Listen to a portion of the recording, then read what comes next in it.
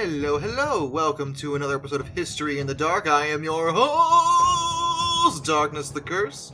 And before we begin, as always, thank you so much to my generous patrons, my British rail critics, and of course, my underwater train finders. You are the reason why this content remains not involved in a series of horrific accidents, and today we are going to discuss that exact thing. This story is sometimes drawn up as a joke, but in some ways it's very tragic. So I'm going to try very hard to balance out my humor with the truth of the situation, because honestly, this whole story is quite literally the British Royal Navy smacking itself in the face for about an hour or so. And it happened during World War I. This is the story of the Battle of May Island.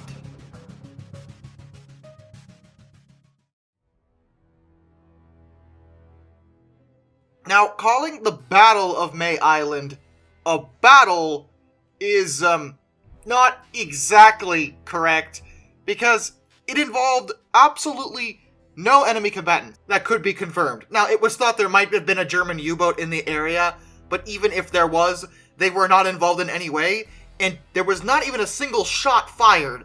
So, it's really only called a battle for two reasons. One, again, is that balancing out of the element of dark humor, but the other fact is, in some ways, it's trying to be respectful of the lives lost in the line of duty in this situation, because for not actually being a battle at all, there sure were a lot of lives lost in this situation. And the Royal Navy is historically a very well-respected military force, and I want to stress that right now. I have nothing but respect for the servicemen and women that are members of the British fleet. They have a spirited history over there, and even as an American, with my country having the largest navy in the world by a considerable margin, I still want to give respect and credit where it's due. The Royal Navy has historically proven their worth time and time again.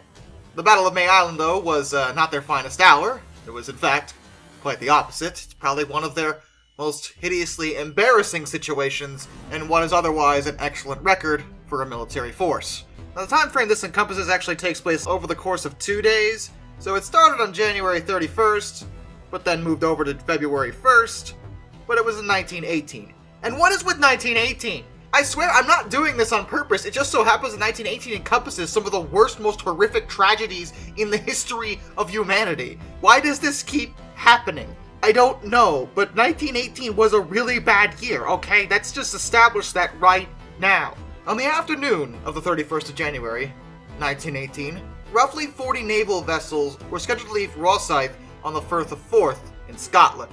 They were bound for Scapa Flow in Orkney, where they were to take part in exercises that involved the entire Grand Fleet, which is the main fleet of the Royal Navy. These vessels included the 5th Battle Squadron, which had 3 battleships and their destroyer escorts, the 2nd Battle Cruiser Squadron, which had 4 battle cruisers and their destroyers. There were also 2 cruisers and 2 flotillas of K-class submarines. Each were led by a surface warship. The K-classes are an interesting subject when it comes to British naval history.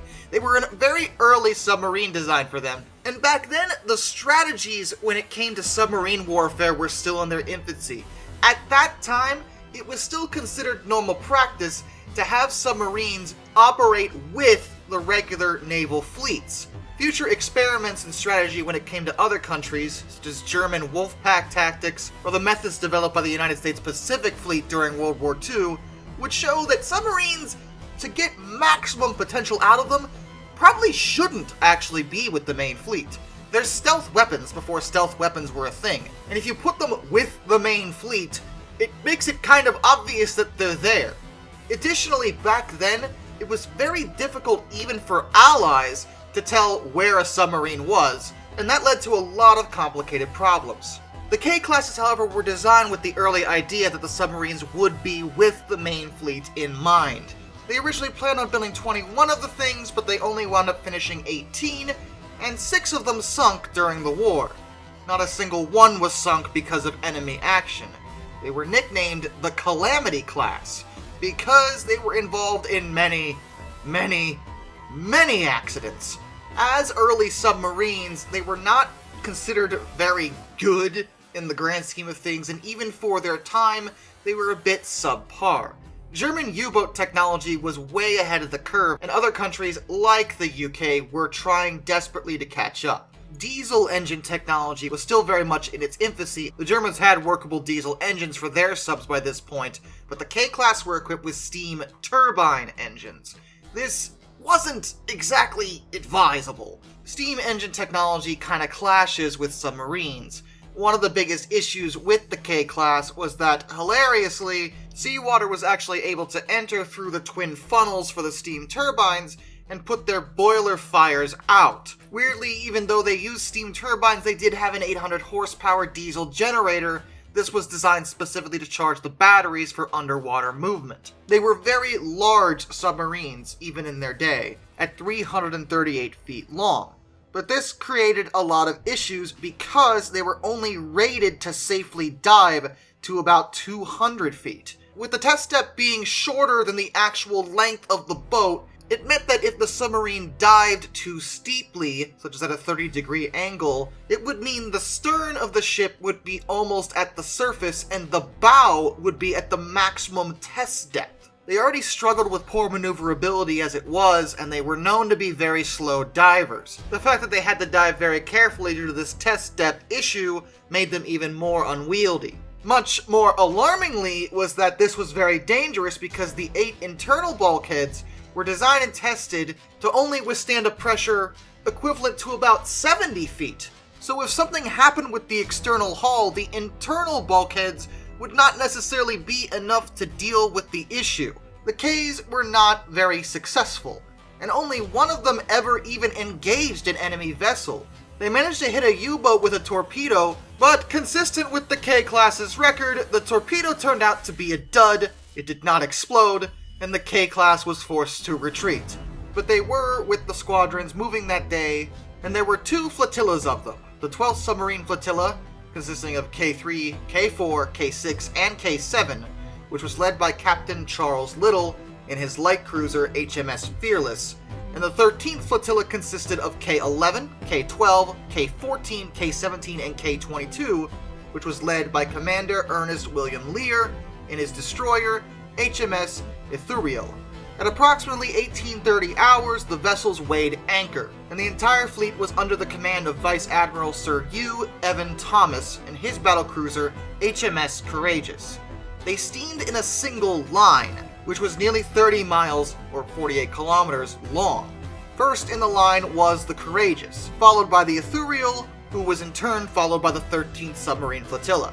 Several miles behind them was the battlecruiser squadron that consisted of HMAS Australia, HMS New Zealand, HMS Indomitable, and HMS Inflexible.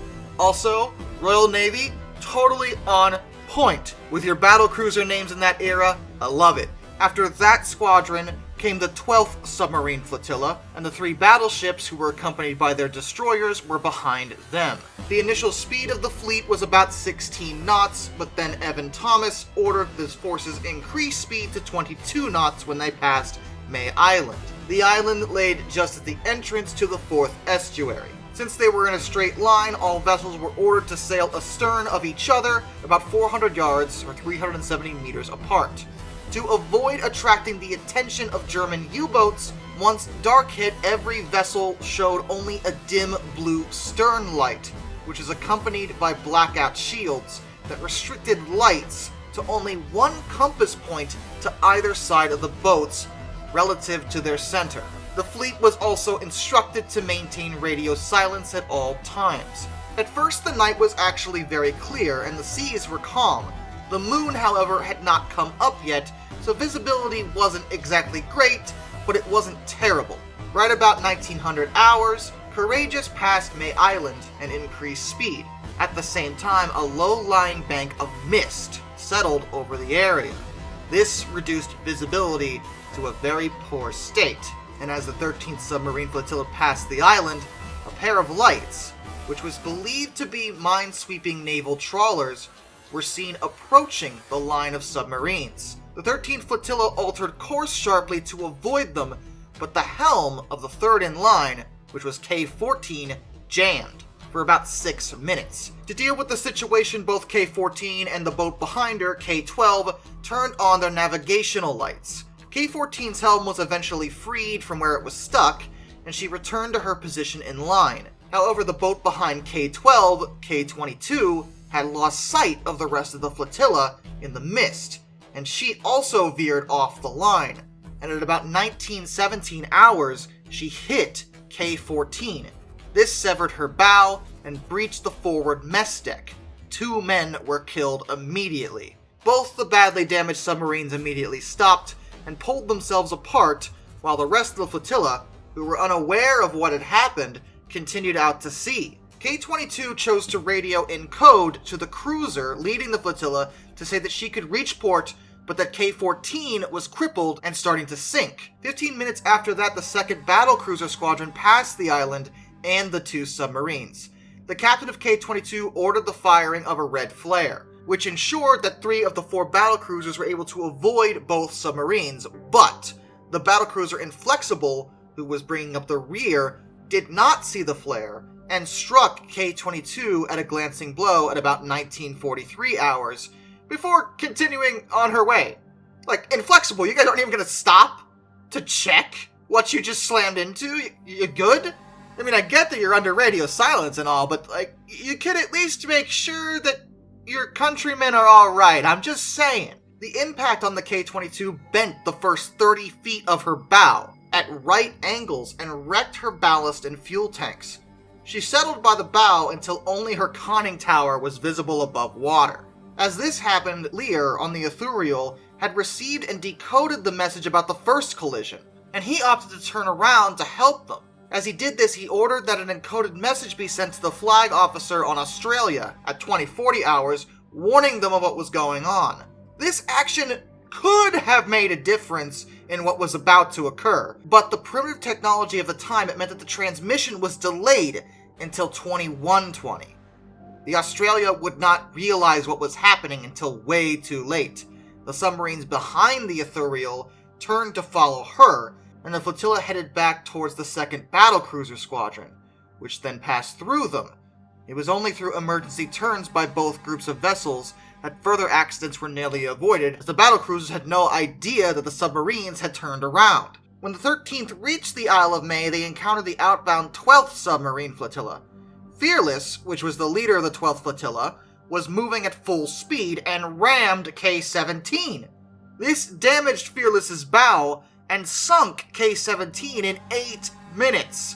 Fearless had set off their emergency sirens, which K-4 heard and came to a stop, but the boats behind her did not. K-3 managed to narrowly maneuver out of the way of K-4 before striking her, but K-6 could not avoid the collision and rammed the broadside of K-4, nearly cutting her in half. K-4 sank along with her entire crew, and while going down, she was hit again by K-7. At this point, the 5th Battle Squadron of 3 battleships and the destroyers had finally passed through the area, and were completely oblivious to the situation. Some of them even cut down the survivors of K-17 who were struggling in the water. Only 9 of the original 56 men on board the submarine survived, and one of them died later of injuries. Within 75 minutes, 2 submarines had sunk, and 105 men had been killed. K-14 was taken in tow by HMS Venetia and managed to reach port for repairs. The Fearless also took significant damage to her bow and would need repairs as well. With the sudden loss of life despite no enemy action, of course the Court of Inquiry began on the 5th of February 1918. It took place over 5 days, releasing their final report on the 19th of February 1918, and it placed blame on Lear and 4 officers on the K boats. They recommended that Lear be court-martialed, but based on the story, it didn't seem like Lear had done anything inherently wrong. He was limited by technology, and he was only doing his best to help those that had been stricken. The initial accident that dominoed into all the other ones had not been his fault in any way, and the case of negligence against Lear for the loss of K-17 in particular was not proven. Both the investigation and court-martial were kept quiet due to the embarrassing nature of the incident. World War I had already been dragging out for years, and the Royal Navy didn't want a public relations nightmare on their hands on top of everything else. Much of the information was not released until 1994. By that point, all the participants in the incident had died, dodging the issue of embarrassment to the Royal Navy. On the 31st of January 2002, a memorial cairn was erected 84 years after the incident, at Anstruther Harbour, which sits opposite the Isle of May. The Submariners Association holds an annual commemorative service in honor of those lost in the incident. In 2011, the wrecks of K4 and K17, which sit just 100 meters apart, about 50 meters down, was officially surveyed by divers. The remains of the sub serves as a tragic reminder and a permanent gravesite for the lives lost in the Battle of May Island.